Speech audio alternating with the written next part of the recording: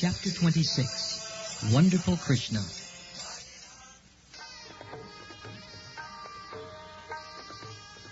Without understanding the intricacies of Krishna, the Supreme Personality of Godhead, and without knowing his uncommon spiritual opulences, the innocent cowherd boys and men of Vrindavan began to discuss the wonderful activities of Krishna, which surpass the activities of all men. One of them said, "My dear friends, considering his wonderful activities, how is it possible that such an uncommon boy would come and live with us in Vrindavan? It is really not possible. Just imagine, he is now only 7 years old. How is it possible for him to lift Govardhan Hill in one hand and hold it up, just as the king of elephants holds a lotus flower? To lift a lotus flower is a most insignificant thing for an elephant. And similarly, Krishna lifted Govardhan Hill without exertion. When he was simply a small baby and could not even see properly, he killed a great demon, Putana. While sucking her breast, he also sucked out her life air. Krishna killed Putana demon exactly as eternal time kills a living creature in due course."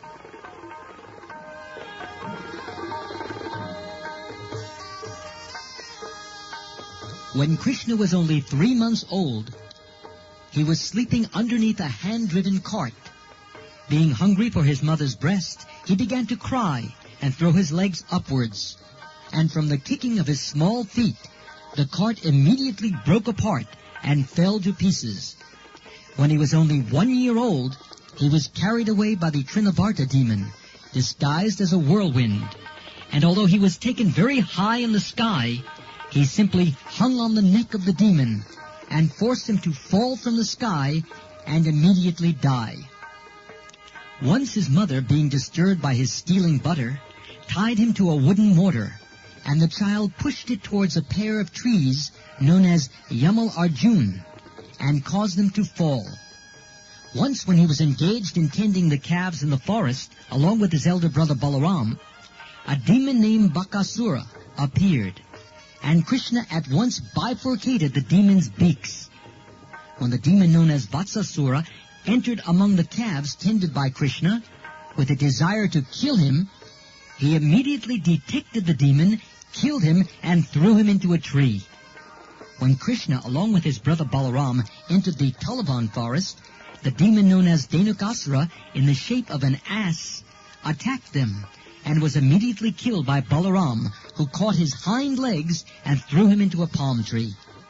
Although the Dhenukasura demon was assisted by his cohorts, also in the shape of asses, all were killed, and the Talavan forest was then opened for the use of the animals and inhabitants of Vrindavan.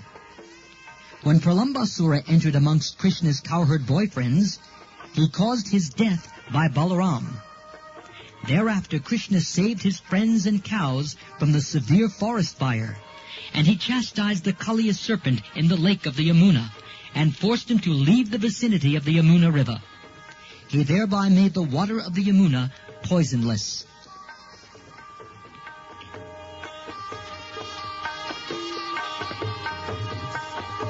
Another one of the friends of Nanda Maharaj said, "My dear Nanda, we do not know why we are so attracted by your son, Krishna.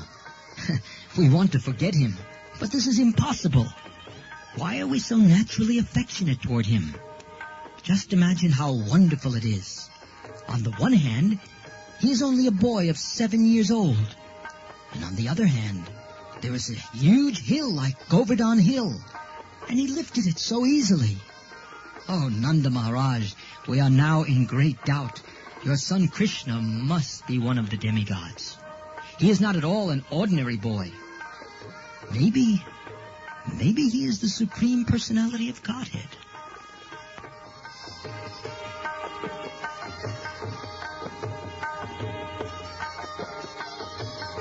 On hearing the praises of the cowherd men in Vrindavan, King Nanda said, "My dear friends, in reply to you, I can simply present the statement of Gargamuni, so that your doubts may be cleared.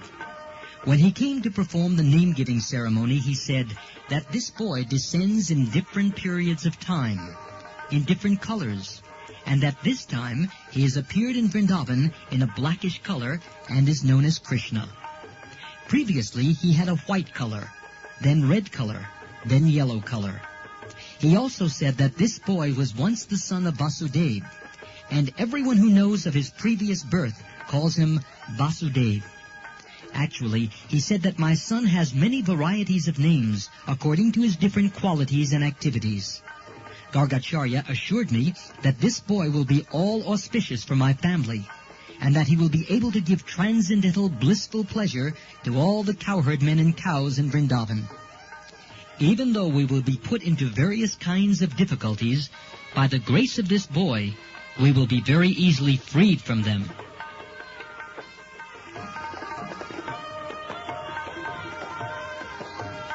He also said that formerly, this boy saved the world from an unregulated condition, and he saved all honest men from the hands of the dishonest. He also said that any fortunate man who becomes attached to this boy, Krishna, is never vanquished or defeated by his enemy. On the whole, he is exactly like Lord Vishnu, who always takes the side of the demigods, who are consequently never defeated by the demons. Gargacharya thus concluded that my child will grow to be exactly like Vishnu in transcendental beauty, qualification, activities, influence, and opulence, and so we should not be very astonished by his wonderful activities. After telling me this, Gargacharya returned home, and since then, we have been continually seeing the wonderful activities of this child. According to the version of Gargacharya, I consider that he must be Narayan himself, or maybe a plenary portion of Narayan.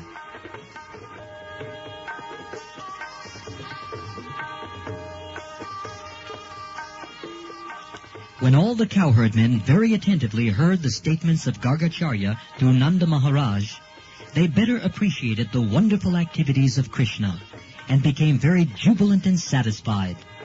They began to praise Nanda Maharaj, because by consulting him, their doubts about Krishna were cleared. They said, "Let Krishna, who is so kind, beautiful, and merciful, protect us." When angry Indra sent torrents of rain, accompanied by showers of ice blocks and high wind, he immediately took compassion upon us and saved us and our families, cows, and valuable possessions by picking up the Govardhan hill, just as a child picks up a mushroom. He saved us so wonderfully. May he continue to glance mercifully over us and our cows. May we live peacefully under the protection of wonderful Krishna. Thus ends the Bhaktivedanta purport of the 26th chapter of Krishna, Wonderful Krishna.